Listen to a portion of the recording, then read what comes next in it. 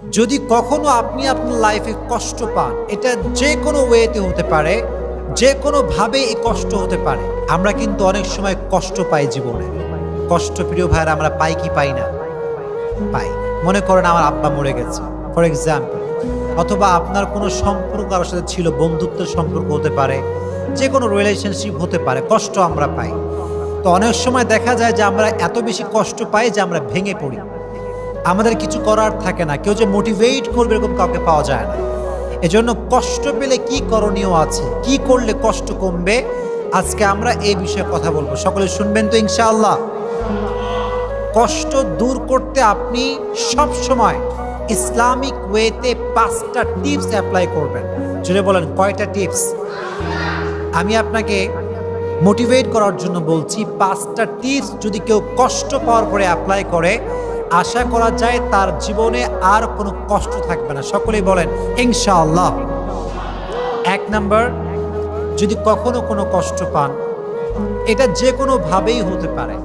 কোনো একটা সম্পর্ক ছিল, কাছের মানুষ কষ্ট দিয়েছে বা প্রিয় মানুষ কষ্ট দিয়েছে, কোনো একটা জিনিস হারিয়ে ফেলেছেন, অনেক কষ্ট পেয়েছেন আপনি।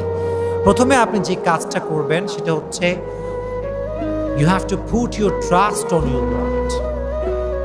আল্লাহর উপরে ভরসা রাখতে হবে যে আমার লাইফে ভালো যা ঘটে, খারাপ যা ঘটে, এটা সব কিছুই ক্ষমতা একজনের হাতে। তিনি কে? তো যখন কষ্ট পেয়েছেন, ভালো করে বলছেন, আমার দিকে তাকান। যখন কষ্ট পেয়েছেন আপনি বলবেন, আল্লাহ যা হয়েছে ভালোর জন্য হয়েছে, তুমি যা করেছো এটা ভালোর জন্যই করেছো, আমার তোমাকে নিয়ে কোনো অভিযোগ নাই, আমার জীবনে যা ঘটেছে আমি সেটার জন্যই পড়ছি আলহামদুলিল্লাহ। সকলে একবার পড়েন তো মন থেকে আলহামদুলিল্লাহ।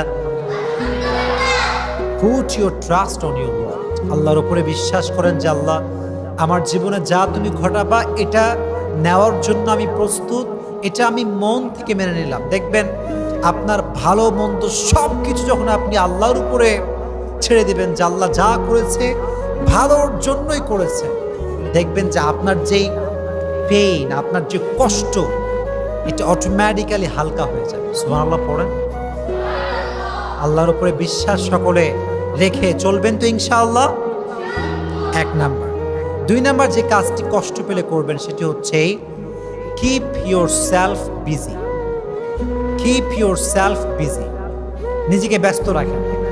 কষ্ট পেয়ে গেছেন, আঘাত পেয়ে গেছেন, বউ ছেড়ে চলে গেছে, এটা রিলেশনশিপ ছিল, ব্রেকআপ হয়ে গেছে, যে কোনোভাবে আপনি কষ্ট পেয়েছেন, কিপ ইউর সেলফ বিজি। নিজেকে কাজে ব্যস্ত রাখেন। যে কোনো কাজ হতে পারে, এটা আপনার পছন্দের কাজ হতে পারে, যে কোনো কাজে হোক, খেলাধুলা হোক, বন্ধুর সঙ্গে আড্ডা হোক, যে কোনো কাজে just try to keep your self busy. নিজেকে ব্যস্ত রাখেন, দেখবেন কষ্ট হালকা হবে। আর যদি একা মন মরা হয়ে বিষণ্ণতায় ভোগেন, কেউ নাই, কেউ ভালোবাসে না, কেউ দেখে না, কেউ লাইক কমেন্ট করে না, কত কষ্ট জীবনে। যদি এই একা একা থাকেন, দেখবেন এই পেইনটা আস্তে আস্তে আরো বাড়বে, এটা আরো ডাবল হবে। এজন্য try to keep your self busy. নিজেকে যে কোনো কাজে ব্যস্ত রাখবেন, পারা যাবে ইনশাআল্লাহ। 2 নাম্বার আমল, 2 নাম্বার টিপস। 3 নাম্বার যে আমলটি আপনি করবেন, যে টিপসটি অ্যাপ্লাই করবেন, সেটি হচ্ছে বেশি বেশি ইবাদত করবেন। বেশি বেশি কি করবেন? ইবাদত করবেন। এটা হতে পারে কোরআন তেলাওয়াত। মনে করেন আপনি অনেক কষ্ট পাইছেন, আপনার বন্ধু বান্ধব, আব্বা আম্মা পাশে কেউ নাই, আপনি টোটালি ডিপ্রেসড এবং আপনি ছ্যাঁকা খাইয়া বেকা, অবস্থা খুবই খারাপ আপনার। এই সময় আপনি সবাইকে শেয়ার করবেন না বিষয়টা, কোরআনটা হাতে নেবেন, সুন্দর করে অজু করে গোসল করে কোরআন তেলাওয়াত করবেন, কোরআনটা বুকের সঙ্গে একদম চেপে ধরে রাখবেন। দেখবেন, আল্লাহর কসম করে বলতে পারি, কোরআন আপনাকে যে সুখটা দিবে, যে শান্তি দিবে, যে পিস অফ মাইন্ড দিবে, যে পিস অফ হার্ট দিবে, আল্লাহর কসম পৃথিবীর কোনো স্বার্থবাজ মানুষ আপনাকে সেই শান্তি দিতে পারবে না, অসম্ভব এটা। এজন্য যখন আপনি কষ্ট পেয়েছেন, কোরআনটা হাতে নেবেন, মন খুলে কোরআন পড়বেন। রাজি আছেন ইনশাআল্লাহ? অথবা ঠিক ভোরবেলায় উঠে, তাহাজ্জুদের সময় উঠে জায়নামাজটা বিছিয়ে তাহাজ্জুদের জানামাজ দাঁড়ায় যাবেন, আল্লাহকে সব কষ্ট বলবেন, কান্নাকাটি করবেন, আল্লাহকে আপনার কষ্ট বলবেন। Try to worship more and more, বেশি বেশি ইবাদত করবেন, দেখবেন যে কষ্ট আপনার জীবনে ছিল এটা হালকা হয়ে যাবে। তাহলে 1 নাম্বার বিশ্বাস আমরা জানলাম, 1 নাম্বার উপায় জানলাম যে বিশ্বাস রাখতে হবে। 2 নাম্বার জানলাম নিজেকে ব্যস্ত রাখতে হবে। 3 নাম্বার জানলাম বেশি বেশি ইবাদত করতে হবে। বরং বেশি বেশি কি করতে হবে? ইবাদত করতে হবে। 4 নাম্বার হচ্ছে spend your time with good people. যদি কষ্ট বেশি পেয়ে যান, ভালো মানুষের কাছে যাবেন। কি মানুষের কাছে যাবেন প্রিয় ভাইয়ারা? ভালো মানুষ যারা, যাদের চরিত্র ভালো, আচার আচরণ ভালো। এটা বেশিরভাগ ক্ষেত্রে আলেম ওলামার মাঝে পাওয়া যায়। স্কলার যারা, তারা ভালো চরিত্রের হয়। হুজুরদের কাছে যাবেন, ইমাম সাহেবের কাছে যাবেন, কথা বলবেন, দেখবেন মনটা অনেক হালকা হবে। এই তো যখন কষ্ট পাবেন, তখন আপনার সময়টা আপনি খারাপ জায়গায় দেবেন, গান শুনবেন না, মোবাইল ফোনে বাজে ভিডিও দেখবেন না, ভালো মানুষের কাছে গিয়ে সময়টা কাটাবেন। রাজি আছেন ইনশাআল্লাহ? 4 নাম্বার। 5 নাম্বার, এটি খুবই গুরুত্বপূর্ণ এবং এটি শেষ টিপস, সেটি হচ্ছে spend your time with your parents. আব্বা আম্মার সঙ্গে সময় কাটাবেন।